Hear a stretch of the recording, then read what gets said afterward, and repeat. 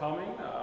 Especially happy that you turned up. I know there's some competing events, such as one at the museum tonight, so thank you for coming. I think we have a very special program tonight. We have art critic Jorge Arango here with us, and the curator for the show you see here in the next room at face value. It's Vincent Maxime Daudin. Vincent's based in New York City, so he is on Zoom. We're also live streaming this talk on Facebook. And for those watching on Facebook, if you do have any questions, just go ahead and type them in the comments and we'll read them here for Jorge and Vincent. We also, so you know, we record all of our talks and post them all on YouTube, so you end up missing any talk, just go to our YouTube channel and they're there. And if you want to keep up with our talks and various videos, subscribe to us on YouTube, and then it'll let you know when a new video is posted. So first, big thank you for Jorge being here tonight. We really appreciate it. Jorge is a writer extraordinaire about art and design, writing for such publications as Maine Home and Design and New England Home. And as I'm sure you all know, he's a wonderful art critic for the Portland Press Herald. If you don't read his art reviews every Sunday, you really should, and you especially should this Sunday. We may have a little bit of vested interest in that.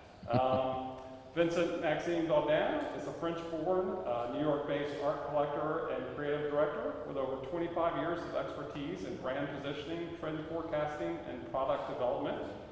Vincent has a bachelor's degree in English and Spanish from the University of Orleans and a master in fashion design from the French Fashion Institute. He worked at Christian Lacroix's Haute Couture studio before joining a style consulting agency in Paris. And then about 20 years ago, Vincent moved to the US to lead the trend and concept department at Victoria's Secret. In 2018, he founded VMD, Vision Meets Design, a consultancy that combines creativity, commerce, and culture. VMD consults for international clients, providing innovative solutions that foster lifestyle evolution, mindful fashion, and visionary inspiration. And just on a personal note, both Kelly and I absolutely adore both Jorge and Vincent, and I'm sure you will too. So thank you.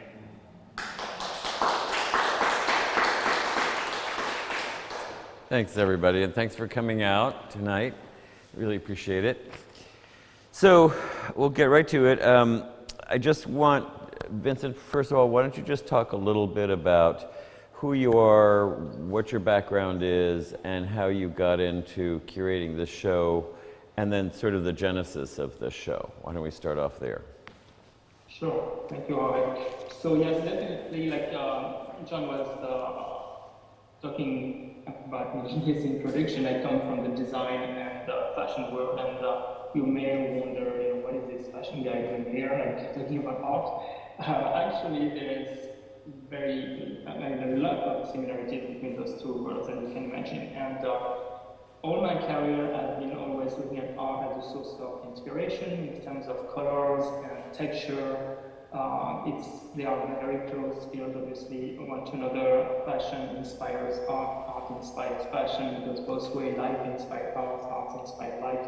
So it's been really in my mind for all my career. And I never really thought I was going to work directly in the art world at one point, but here we are today, so you never know.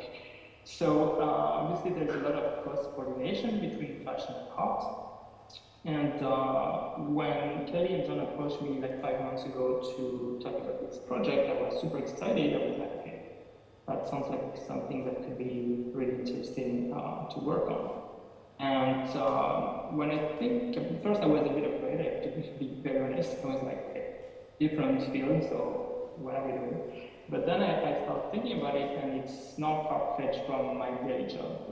What I do for a living, like John mentioned it, with VMD, Vision Meets Design, it's a creative consultancy, and what we do is we work on brand positioning and brand strategy and trend forecasting. And through that, my day job is basically spotting cultural influences and editing, making choices, deciding what is valuable and valid for the future. And I do a lot of curating in sense of curating images, mood boards, putting stuff together to tell a story. And the more I was thinking about it, the more I realized that storytelling is very much part of it. Trend forecasting is about storytelling, curating is about storytelling. How are you going to take a group of very eclectic different artists together? In this case, there are 16 different artists, and tell a story that's hopefully coherent. So when they talked to me about that, I dove into it, and it's been amazing because it felt very natural to me to explore this new field. And it's the first show I'm curating, so I hope I did kind of good. Well, I just want to say first of all that I didn't realize it was done in 5 months, which is like incredibly short for curating any kind of show, much less pulling together 16 artists. So I just want to congratulate you for that, because that's a feat. Thank you, Jorge. Actually, I work fast. I mean, when Kelly first talked to me, it probably, I didn't sleep for 2 nights, and I was like on my phone, on my Instagram, saying, okay, who am I going to talk to? Who am I going to interact with? So the editing process took longer, obviously, but in my mind, the vision of what I wanted to do happened very fast, I would say, in the first week of this whole process. So again, it felt very natural, and I learned a lot out of it, along the way. It was super exciting to meet the artist, to meet, Kelly and John's team that taught me a lot, and I love the experience. Yeah. So you want to talk a little bit about the Instagram feed that kind of inspired this, or was sort of the genesis of it? Yeah, sure. So my thought process was like, okay, where do I start? So Instagram has been a source of inspiration for me for the past 10 years when it started, basically. And it's been also a creative outlet, because when I think Instagram was created in 2011, if I'm not mistaken. So I was working in a big corporation at the time, and doing stuff I did like or didn't like sometimes. So I needed like another creative outlet. And Instagram was a great way for me to build a grid of images, the curation again of images that I liked, of references I admire, or artists I like, but not only always artists. Sometimes it was, more like fashion-driven stuff, or just like regular life stuff that I was inspired with. So Instagram was the starting point. So when Kelly told me about this project, the first instinctive thing I did was to go through my Instagram feed, or feeds, because they have 2 different accounts, one personal and one professional, and to go back to the art posts that I had done in the past, and the artists I admire or liked, or ideally would love to be part of this show. And I'm very fortunate to live in Chelsea, in New York City, and I'm also very lucky to travel a lot for my job. So art has always been part of this. I spend a lot of time in galleries and museums wherever I am in the world, and I always take a few hours to discover what's the art scene in any city I go to, and that started to be the inspiration. So basically, I'd like to share a few images with you. Can you all see my screen? Yep. Great. So I just wanted to share this because it was literally the starting point of this whole aperture. I have this feed that I called Les Inconnus de BMD, which stands for BMD's Strangers. And basically what I do is that I capture these intimate dialogue between viewers and artwork. And I'm a bit sneaky. I always try to observe what's going on in the room, in a museum, or in a gallery, and take pictures of people, mostly from the back, because I don't want to be too obnoxious. And they have no idea they are posing for me, but they are. So I started that literally 10 years ago, and to me it was really the interaction of art and life, how people react to art in a room. And sometimes there are lots of similarities, sometimes it could be like color. So, for instance, like on the right, this Alex Cat painting is totally mirroring what's going on with the viewer in the room with her big red anorak. Or the other way around, she happened to be there at the same time, Sometimes it could be a pattern, an attitude, like the Pollock on the left at the moment is totally matching with this lady's leopard jacket. So of course, because I come from the world of fashion, I'm very intrigued by this interaction, this dialogue between art and patterns, art and color. A few more examples here of patterns clashing together, the stripes, the geometric shapes. And sometimes it's really random.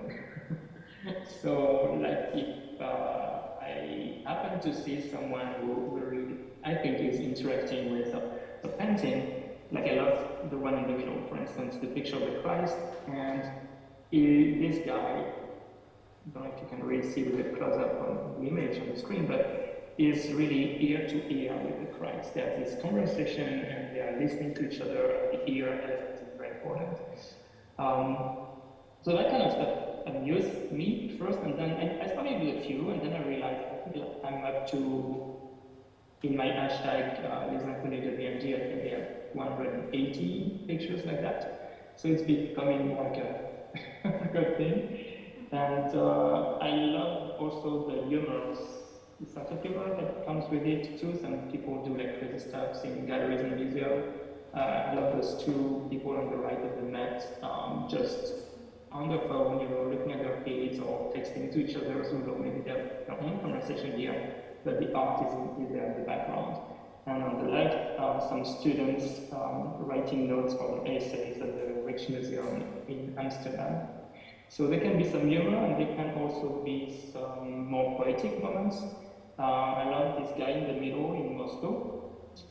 He had no idea I was taking a picture of him. Usually, again, I'm very discreet. I'm trying to pretend I'm taking a picture of the art.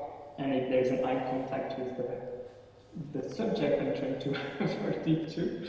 So this guy was really moved by the painting that was right in front of him. And then if you look at the background, what's happening with his sculpture, you have this same kind of very moving moment with the dad and the son with the sculpture.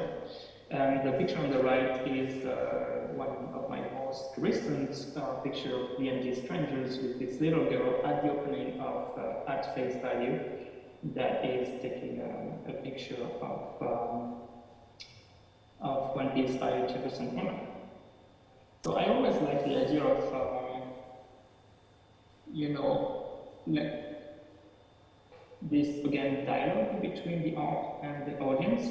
And that was really the starting point for At Face Value. I was like, okay, how do I translate that into what would be the next step? So how do I curate a show that's going to create these intimate connections between the public, the audience, and the art and the artists? So actually, when we met here, you talked about how you wanted portraits that had real emotion. And it's striking me, looking at these Instagram things, that you really want the viewers to have a relationship with what they're looking at, right? So this is not a traditional portrait show by any means, right? So what did you want to correct in terms of what portraiture usually is? Or what do you think portraiture gets wrong that you wanted to actually address by using these particular artists and what they were doing? So you're right, it's not a traditional portraiture show. And not that I don't like traditional portraiture, I think it's a mural, and I'm actually a big fan of 18th, 19th, 17th century portraits. And when I think about traditional portraiture, I'm thinking about places like, the National Portrait Gallery in London, or in Washington, D.C., the Smithsonian's very heavy institutions. And most of the time, these are all portraits, obviously. I mean, they have modern stuff too, but most of them are like from the 18th or 19th century. And what I realized I love going there, and when I realized that, what I realized is that most of the time, the gaze, the look in their eyes of these people are very modern and contemporary, and what dates them is actually the fashion they're wearing or the hairstyle, maybe the surrounding they are in that's going to talk about their social status or whatever. And I love the modernity of some of them. Some of them you could really get them back in the 21st century and say, okay, time travel with me, and I'm going to take you here because I would love to know what you're doing now in 2022 and what's your job. And I kind of fantasize of this ideal or potential situation where you would bring those portraits into today's life. And that made me realize how human we are. We may belong to different centuries, different time periods, but at the end of the day, what is the common thread, what we have in common is that we are all human, and they experience 100 years ago, 200 years ago, the same struggle, the same joys that we are today. And the economical, political situation may have changed, but we still have the same human experience. You were talking about what's wrong with traditional portraiture. I don't think there's anything wrong with traditional portraiture. I would say maybe one mistake that some people are making is to keep things separate, meaning in most of the exhibitions I go to or museums I go to, it's organized by genre, by style, by period. And I think sometimes it's extremely boring because life is not like that. Life is about eclecticism and juxtapositions of things. And what I would love to see in a museum is maybe the mix of the old and the new, and the classic and the modern, and something a bit more disruptive, something more provocative. So I guess that's what I was trying to do in this show. One other thing that fascinates me is again, going back to the dialogue, is the dialogue being multi-layered. So in my mind, you have initially the dialogue between the painter and the portrait subject. And this is truly based on trust most of the time. You have those two people in a room, and one is painting the other, and the subject of the painting has to be very trustful of what the painter is going to do with the face. And then when this is done, the artwork itself is going to go to museum, to gallery, and then there's another interaction, another relationship going on between the artwork and the viewer, the public, the audience. And this is, in my mind, again, is more about curiosity, discovery from the viewer, and seduction from the painting itself. So there's kind of a more sensual kind of thing that's happening here. And finally, a very important thing to me was the interaction between the artwork with another piece of art. So like artworks against artwork. So basically how they're going to interact together. I just like to share one slide here where it's about this relationship. So to explain that, on your left you have Manson, beautiful artist from London, and this young girl is very expressive. Obviously, it's all in the eyes. There's a lot going on here. And on the right, you have Stefan Sagmeister. We're going to talk more about him later in the talk. But what I love about that is that the interaction. I put those two pieces next to each other in an angle. So what you see on the right is actually the reflection of Mashiko's work on the left. And then you have this interaction, this dialogue between the Sagmeister and the advancer. And this double face, like two pairs of eyes, and what are they talking to each other, what are they saying to each other? So when I built the show, I actually, maybe it's very French of me, but I thought about the similarity between curating a show and organizing a dinner party. So when you organize a dinner party, you're like, okay, who am I going to invite? And if it's a seated dinner, who I want to be sitting next to whom? And so you start playing with your artist, in my case, for the curation, but around the table, you're like, okay, she could be a great conversation partner for him, so let's put them together. And she should sit next to me, or maybe she should sit across the table. So you start playing with these ideas, and that's what I was trying to do in the room, basically. Like trying to place people together. So, the fact that you're coming at portraiture from a totally different perspective, I mean, you talked before about how fashion, art, all sorts of design, all sorts of different disciplines are very interdisciplinary nowadays. So what particular value is there at coming at a show of portraiture from your fashion perspective? It's not just fashion, I know. It's also you're a collector, you're a traveler, you've got many other things that are working there. But I want to talk a little bit about what the value is of coming from a non-traditional perspective, including non-traditional artists, because they're not all actually portrait artists. Some of them are graphic artists, some of them are fashion illustrators, right? What does that do to the dynamic aspect of the show? Yeah. So you're right again. It's a mix of different genres, different formats, different mediums, and they're not equal. It's a bit weird to say that because in my mind all artists are equal, but some are very established artists, some are young artists who are just starting. I see them all as equal with the same talent, by the way.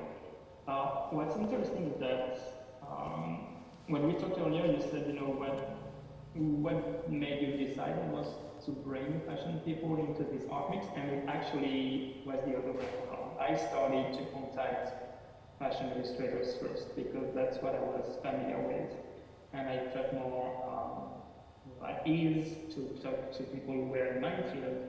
And one of the first people I contacted were really fashion illustrators, and then I started to build with real artists. And I think, again, it felt more natural to me to work that way, but I think also I may or may not have been a little bit intimidated by the real art people, just because of the stigma that goes with the art world of being maybe too serious or too snobbish, and, which is not always true, obviously, because I work on this project and I encounter none of that.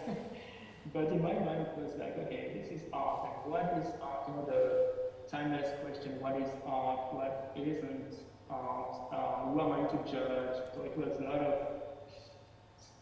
struggling or questioning for me, and then, because taste is obviously very subjective, so I was wondering though, I like this stuff, but is it going to resonate with another audience, public? That's the idea of the show, we're selling stuff here. So in my mind it was very much about, the confidence with my own taste. So when I realized that I trust my taste, it may appear good or bad taste to some people, fine, I don't care. But I'm confident with my own taste, so I'm going to start with that and bring stuff together that I like. And then I got over this whole thing pretty fast. And I started to work with an eclectic mix of talents, and that was very important to me that it was going to be eclectic. I don't like artists when they are put in a box, or they don't think outside the box sometimes, and they are doing something a bit too narrow. So the idea of mixing true painters with graphic designers and fashion illustrators and people who are doing watercolor, people who are doing oil paintings, charcoal, whatever. It's different types of techniques was very important to me, and it made me think of music performers. I was thinking about Stromae, which is artist from Belgium. He's a singer, but he does more than that. You know, he's producing other singers. He has his own fashion brand. He designed furniture. He designed a car. And he lives in Europe, but you have people like that here in the States too. When you think of Farah, for instance, exact same type of approach. They would be working on music and fashion and movies and producing stuff. So the idea of being creative but in multiple fields was very appealing to me. So that's why I reached out to many different people. And ideally, in my mind, the art and fashion and commerce and culture should be always playing along together and creating something new. So the idea of all these different fields coexisting together was very appealing to me. So I'm going to share my screen again because they're talking about the fashion art. There were two artists in particular that I wanted to share with you guys. The first one is Darren Davis. So he's based off London. His background is very much in fashion. He is a fashion designer himself, and now he's focusing on illustration. But I wanted to really add him in the show because to me he represents very raw vision of the fashion world, and most of his subjects are models or friends of his in the fashion industry or fashion students, very young people, most of them.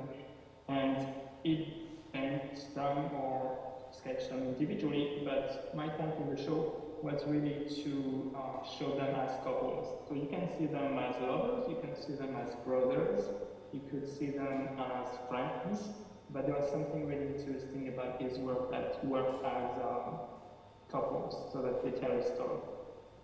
Obviously, his color usage is pretty fantastic, and that was also a way for me to talk about what's transpiring in a portrait, you know, what you see in it. And I see models that are supposed to be beautiful, strong, and tenable. And when you dig into it, it's a life where it's a bit more a life of solitude and loneliness and vulnerability, and it's not always peachy keen and, you know, rosy and beautiful. So I was trying to talk about that. Well, stay on him for a second, because there's a in traditional portraiture, I mean, like 18th, 19th century portraiture, a lot of it had to do with artifice. So it was really presenting your patron who was paying you to paint this portrait in an idealized light, right? So this actually seems like a really interesting corroboration of that, in the sense, or not corroboration, but a contrast with that, because you are not so interested in their physical beauty, right? You're trying, or this artist is trying to get closer to something that's more interior about them. So in some ways it's more akin to like the portraiture of Rembrandt, for example, who had a lot of emotional depth, right? Yeah. So coming from the fashion world, it's like Marilyn Minter, pulling back the curtain on the darker side of fashion. You know, those pictures of like the model going up the stairs and a close-up of her heel, and you see that she looks very, idealized, and she's in this really expensive clothes, but her feet are totally filthy underneath, right? So it strikes me that this artist has some kind of affinity with that. Would you agree? And coming from the fashion world, is that something you see all the time that you were interested in highlighting? Absolutely, I totally agree with you. And it's almost like what's behind the curtain. The fashion world is very much about idealization of the world and the beauty of it, and it used to be very much like that. The idea of perfection, everything was super polished and overbit Photoshop, and thank God, we step away from that. Recently, it's not that, far off, but it could have happened before. What I'm trying to say is that it's always been a world that's been very protected about making people believe that it was amazing and make people dream, which there's nothing wrong with that, but you also have to talk about reality. And you've noticed, the fashion world has been evolving for the past few years between something like unattainable to something more real. And now it's all about authenticity and truth and realness and sometimes rawness, it's very raw in your face. And there's, again, nothing wrong with that. It's just the evolution of the world, and we're talking a lot of inclusion and diversity and body positivity, all those things. But on the other hand, I think that there's been amazing improvement in the fashion world, but on the other hand, you still have some, when you look at social media, like Instagram and TikTok, and these platforms keep on continuing to promote fantasy and idealized lifestyle, something that doesn't exist. So there's still a lot of fakeness in the world. So ideally, what we'd love to see happen is to try to find a balance between realism and aspiration. We still want people to dream and fantasize and escape, but how do you do that in a more organic way and holistic way? So, just thinking about your question about the fashion world is very much about surface and there is not little depth. To go back to the show, I tried deliberately to edit out anything that was going to be too pretty or too expected and too safe. And it was kind of a risk that I took, but I think it made for a more interesting and exciting show because I wanted to show beauty in its imperfection, the weirdness. Maybe some of these portraits are both authentic and strange. Even the title, when you think of it as at face value, to me it really means, what you get, what you see is what you get. It's really like you can't lie. Is this what I look like, and take it or leave it, basically. So I think the whole point of this show was really about showing different personalities and different emotions, and try to find this balance between the authenticity and something that's still going to make you dream and escape a little bit. Right. So the other thing that struck me about the show when I first saw it was that it's really not just a show about showing people's faces, right, or just pictures of them, but really there's a whole lot of commentary on a lot of the portraits here, the quote-unquote portraits, because some you would even say maybe are not portraits, like the Sagmeisters, right? So there's a lot here that expands the idea of portraiture into commentary about our social systems, gender roles, all sorts of different types of issues that are coming to the fore in what you're depicting here, and they're just using portraiture in the conventional sense to comment on these. So can you talk a little bit about how that comes across in some of these? Yeah, absolutely. So yes, to me it was really about showing a face, but also all the different layers that are behind the face. Who is this person? What kind of social background they belong to, or what has their life been before? They have a story to tell, so I was intrigued by that. So there were a few artists that I was thinking of. To go back to the fashion artist, I forgot to mention a very important artist, that's Richard Ames. So let me backtrack for a minute. You're okay with that? Yeah, it's okay. So on top of Darren Davis, someone else who came from the fashion world is Richard Ames, and he's this fantastic fashion illustrator who has been a designer himself as well. And what I loved about him was the spontaneity of his drawing. Everything is very drawn in a minute. What he does, he has a lot of people sitting in the studio, and he sketches, and he doesn't stop. He's super prolific, and he probably sketched 250 designs a day. And then he goes to fashion shows. He's at the front row next to the catwalk, and he keeps on sketching in the past. So I wanted him to be part of the show because to me it's like a portrait of this society that's maybe the 1% of the world, again, the rich people, the models and everything. But what it does with that is that it makes it more attainable and more sensible.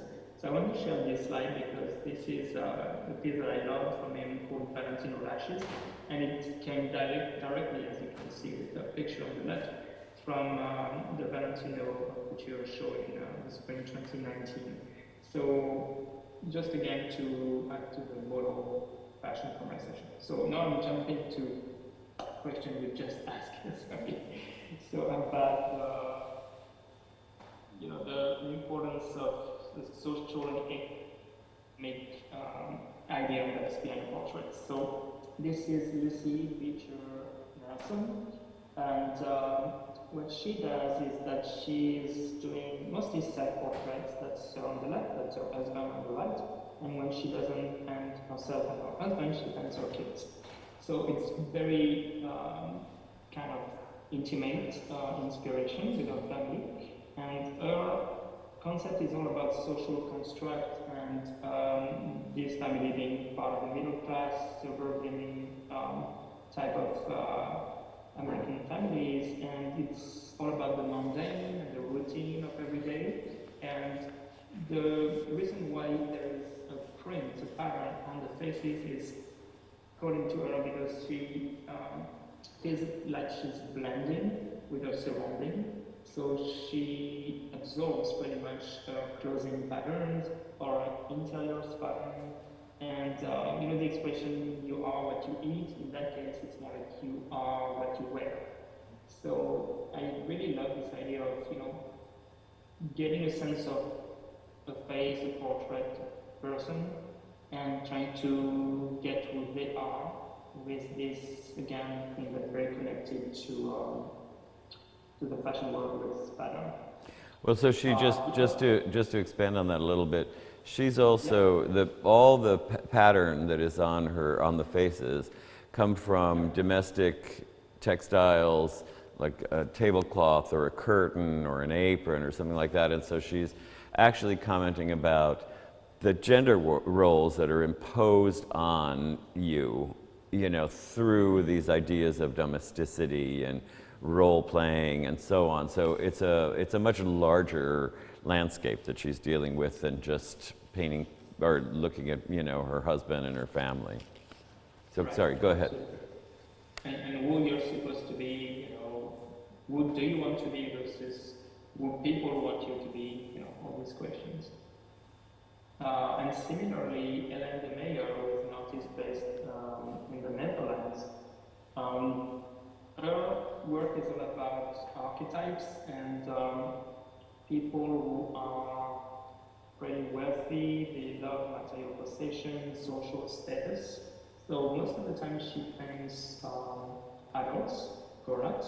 But in this specific series, in 2020, she started to paint kids that it looks very retro when you look at these paintings, but they are supposed to be contemporary kids, living in the 21st century. But you can feel this juxtaposition of the inheritance they got from their parents and their social status and their life, and it's almost becoming like a burden. It's like, okay, mommy wants me to wear this necklace, gold necklace, dad wants me to wear my jacket to go to mass. So it's like this education thing that's coming to life here. And on the other hand, there's also a little bit of rebelliousness going on with those kids because they may be very proper, but you don't know what they think. You don't know if they need to rebel from their parents in 2 years from now, or they need to be like, damn it, I'm going to have my own life and become a punk or something. So I thought it was very interesting because, again, the social pressure that you can feel here is palpable, and their big eyes are really screaming for like, okay, should I stay in this lane, or what are you going to do to help me? And they're almost like crying for help kind of situation. That's how I see it. Yeah, you can sort of tell whether they're kind of going, fuck you, you know? Yeah, absolutely. And another piece from Ellen the Mayor is, I think, kind of a controversial piece in the show because lots of people have been asking, how come she's wearing a mask when the painting was actually painted pre-pandemic in 2018. So I was actually intrigued myself by that. So I talked to Ellen and she gave me some clarification on that I'd love to share with you. So basically this painting was initially painted to be part of a show that was called the CO2 exhibit, which was a show that was all about the global warming. And this little girl is upset for many reasons. She's upset about the grown-ups because of the devastation of the planet, and she's looking at you and me saying, really, you couldn't figure out what to do to fix this problem. So she's pretty much the Greta Thunberg of today. And she's also pissed because she has to wear a mask due to the impurity of the air, and that's a situation that we know too well, obviously, and we've been living with that for 2.5 years. So really interesting to me that it was painted in 2018, and then ironically, COVID hit a few months later in 2019.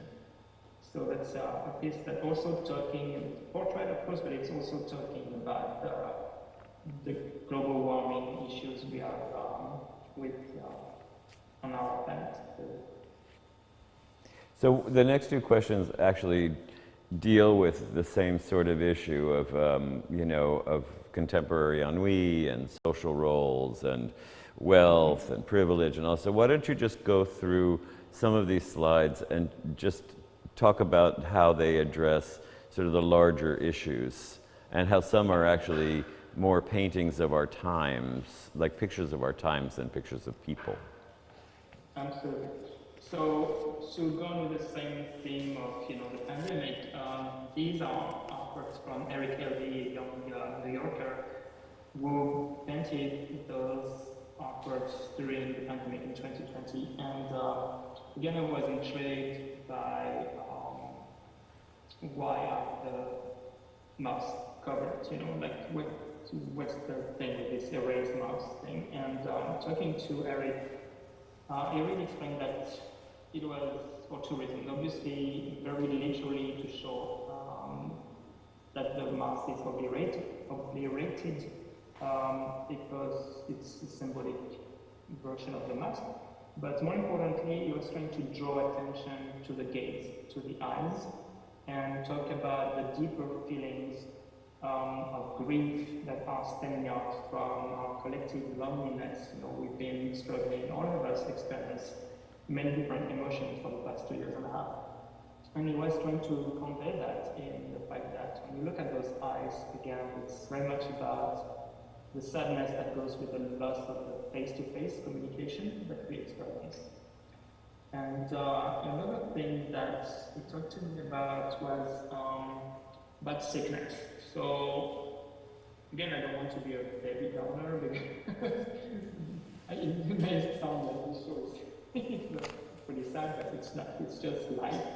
And people are happy, people are sad, people are sick, people are healthy. We've got everything. So it happened that this painting specifically, that's called Young Sick Bee, was really talking about the fact that, because over the phone I was talking to him about, are they friendly ghosts? They seem very ethereal. I think earlier, Jorge, you referenced to them as like lost souls or like young people who were struggling with their life and trying to find a sense of it, which I think is still the case too. But I was seeing them as more like friendly ghosts or almost like aliens.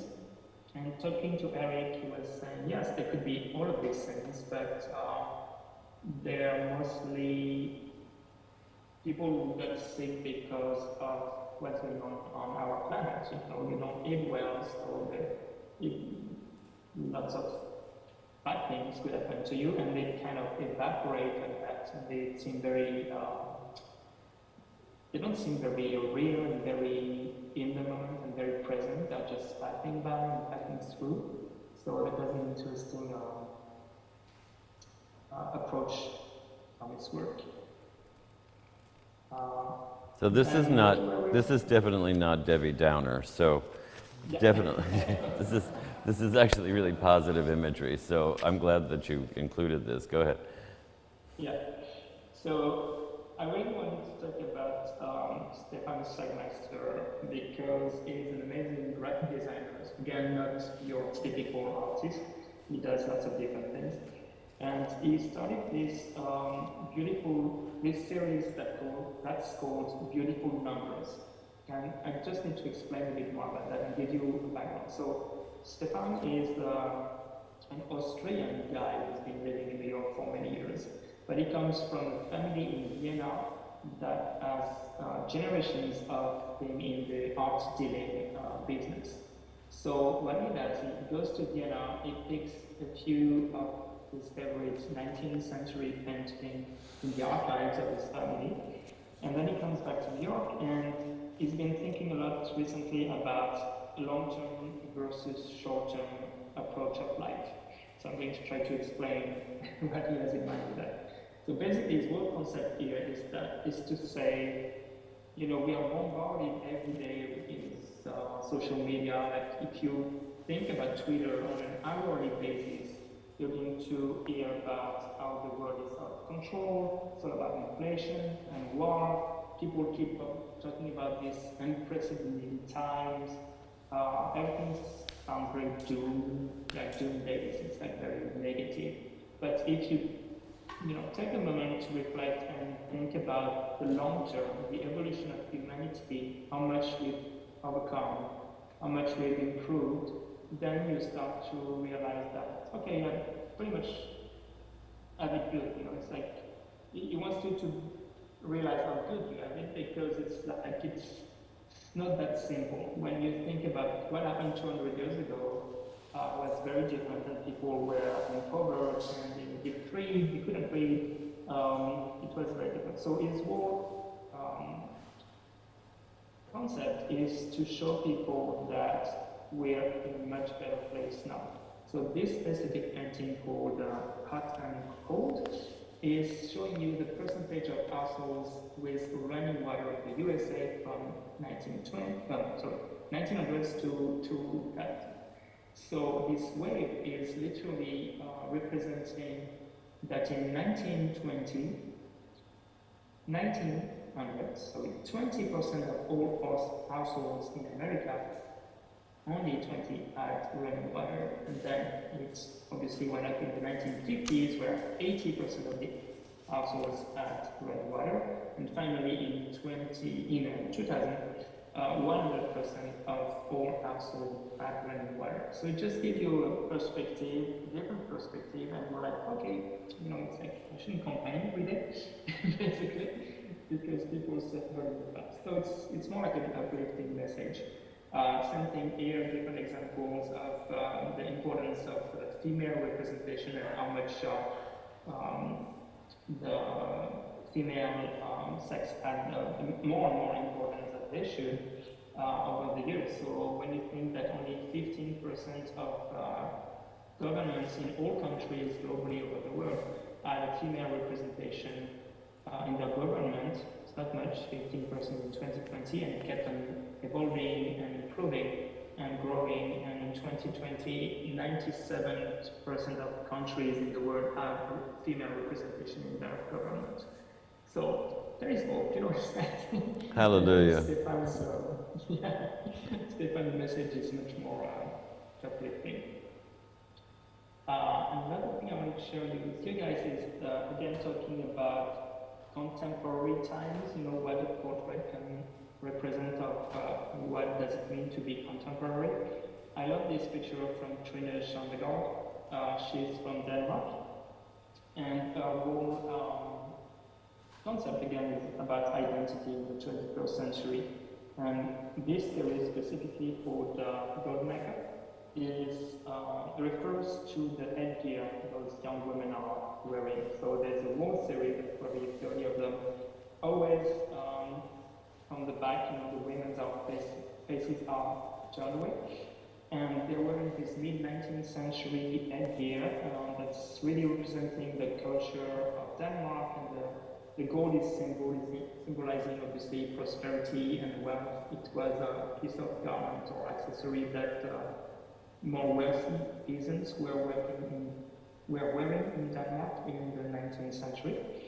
But I love the juxtaposition with the American flag t-shirt. So what she does is that she's asking those young girls to pose for her, and she's like going to wear this traditional folklore piece of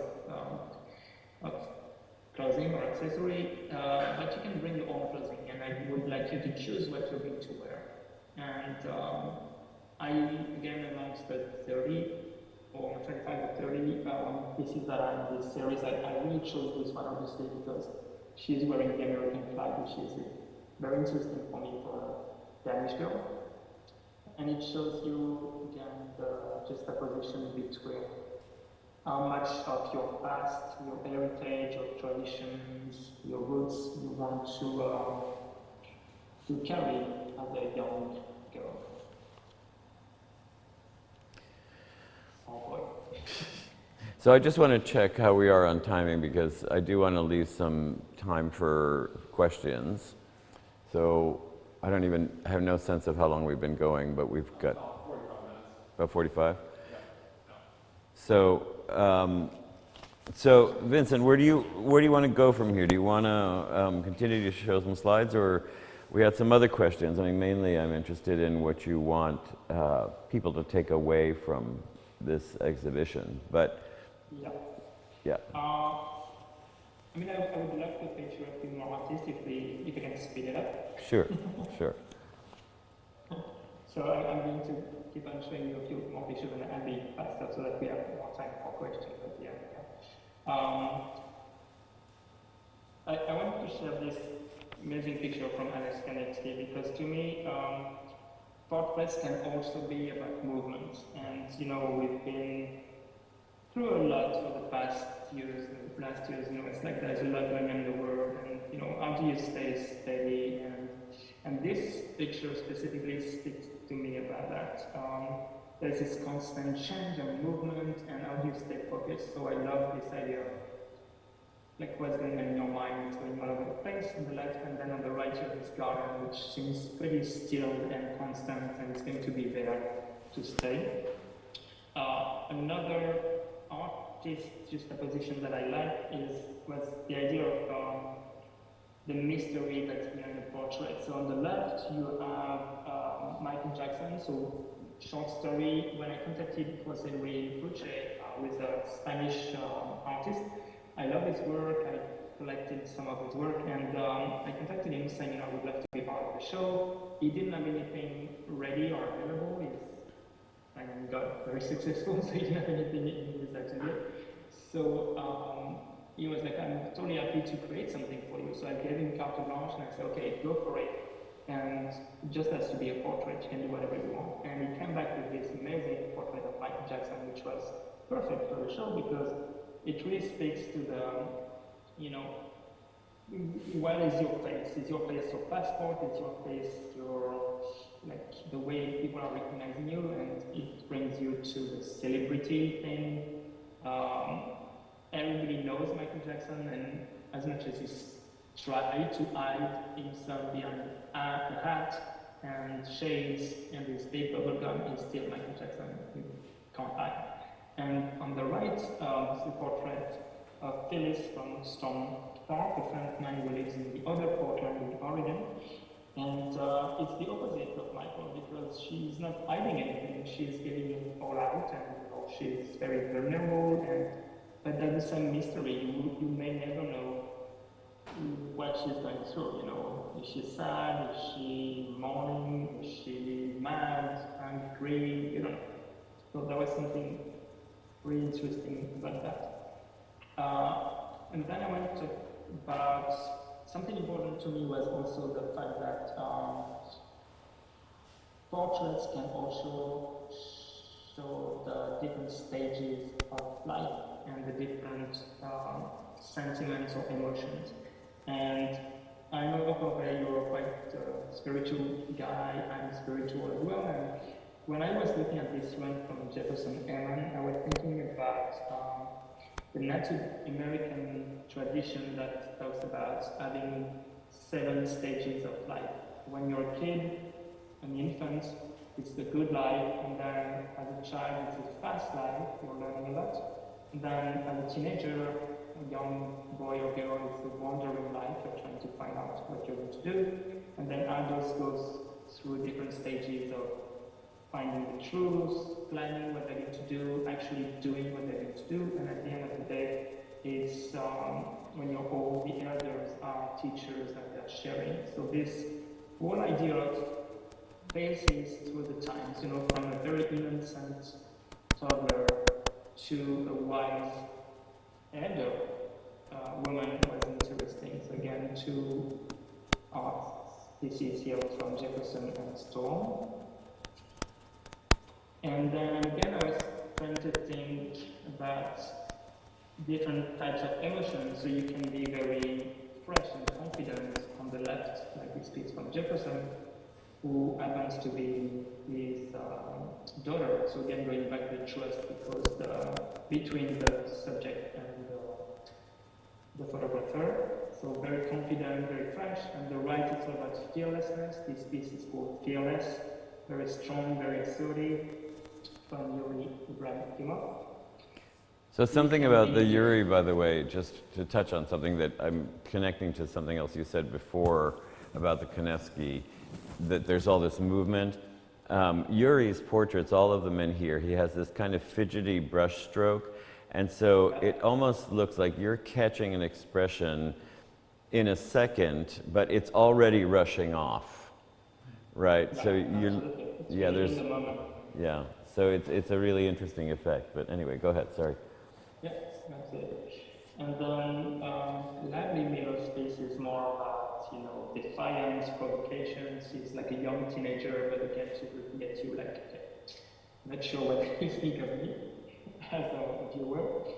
And then you have people like Martin, with this artist from Argentina, who is really capturing beautifully the innocence and the usefulness of young kids. It's very light, very honest, it's very spontaneous. I did a little video for each artist that you can find on the Cove Street Art website, and I was putting some little sound effects with the music. And for Martin, I really put some child laughter because it was so innocent and cute. And finally, Ed Valentine is bringing much more lightness to the working as well. So it's very strong portraits. Some people might think about them as being clownish or grotesque, but I think it's very poetic. And they just remind ourselves not to take ourselves too seriously, basically. Great. Thank you. Does anyone have questions for Vincent?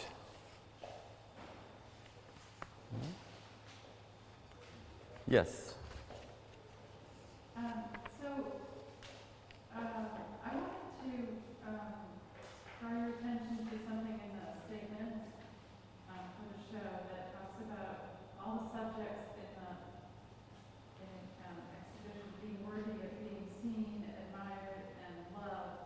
And I was very impressed with that, and wondered if you could say a little bit about how compassion fit into your curatorial idea. Yeah. Yeah. So did you hear that? No. So she's calling attention to the part of the statement where you say that all of these subjects deserve love and understanding and to be seen, right? And so that it really impressed her, and she was asking if you could talk about the role of compassion in your curatorial approach. Right? Is that compassion? Yeah. Compassion, yes. What the impulse is. What the impulse is, right? Yes, so totally, it was very much what I am in mind. You know, it's like, I think my overall message about the show is about identity, but also about love and acceptance, and the fact that it might sound a bit corny, but the fact that we're all different, but at the end of the day, we're all human and we have this connection and we are very similar and we have more in common than we would like to think. So I think that was the whole message. I think it was also a way to provoke the viewers and the audience to. There's deliberately a lot of pieces that are a bit more unsettling in the show, and that was the idea. It was like nothing has to be perfect, nothing has to be beautiful and cute, and it's life. So you're going to encounter a lot of different styles, lots of different feelings, and you need to be in peace with that, and you need to accept sadness and joy, and it's all part of life. And the compassion thing is very important, definitely, and it was a way for me also to engage the viewer to reflect on their own emotions. So when you're looking at any of these paintings, I would hope, ideally, that it makes you think of yourself. Like, what am I going to gain from looking at this painting? Is it going to make me think differently about my life? I'm going to pity my life because she looks happy, or I'm going to feel good because she looks sad, that kind of interaction. It's, again, all about the dialogue. Great. Anybody else? Yeah, I've got a question from a young figurative artist. Let's call him Dean. So he'd like to know if you see a resurgence in the art world of figurative art, and if so, why do you think that is? Did you get that? I think so. There's a lot of echo, but I think this person wants to know, right, that there's a resurgence in figurative art, and if you have ideas about why that's so.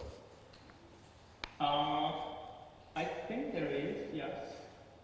I mean, the art world is so vast, there's everything. It's still a lot of beautiful things happening with landscapes and nature and abstract stuff.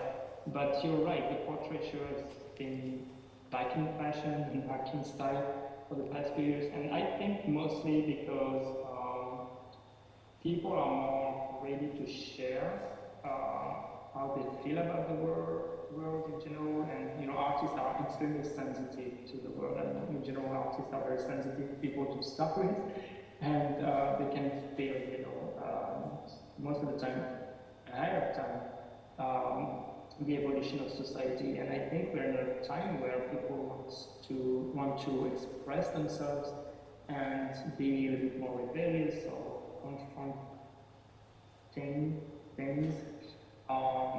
And it's a way for artists to show it through a face, through an attitude, like the figurative genre is definitely showing that, like humans taking actions and talking about their feelings and how happy or unhappy they are. So I think it's reflective of what's happening in the world right now.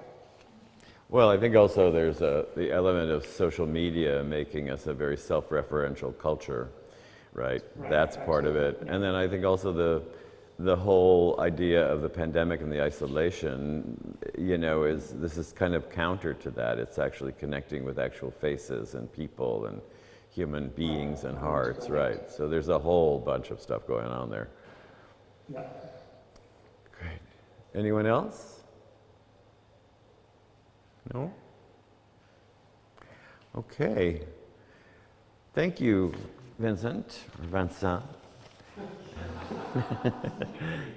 And thanks to John and Kelly for doing this and inviting me to talk to you. It's been a really interesting conversation. And the show's great, so congratulations. Great.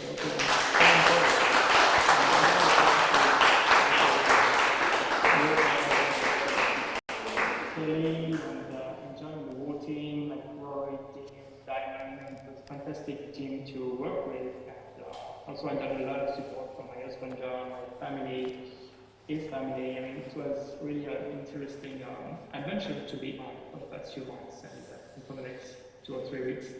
So thank you, everyone. Thanks.